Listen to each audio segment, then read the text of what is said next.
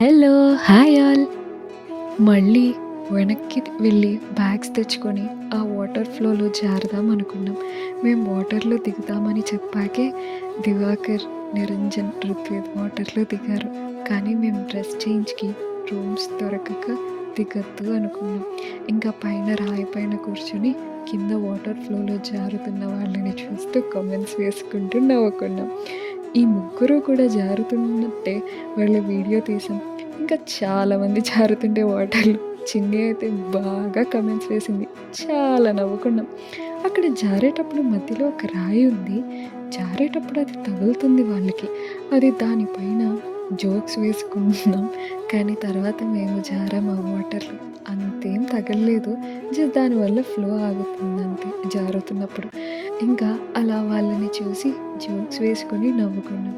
ఇంకా వాళ్ళు వాటర్‌లో అలా ఆడుతున్నారు. మేము కింద వాటర్ మోకాళ్ళ వరకు లోతు ఉంది. సరే అక్కడ వెళ్ళి నిల్చుందాం వాటర్‌లో అని నలుగురం వెళ్ళాం.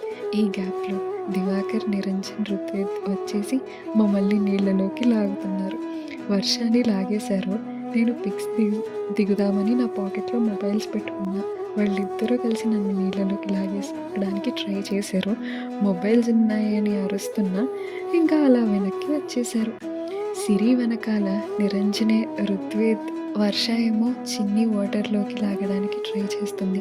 నన్ను కూడా దివాకర్ మీరు వాటర్‌లోకి వస్తా అంటే కదా అని నన్ను లాగడానికి ట్రై చేస్తున్నాడు.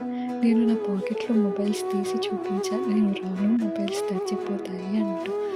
అవి అక్కడ పెట్టే ఏం కాదు అని చెప్పాడు.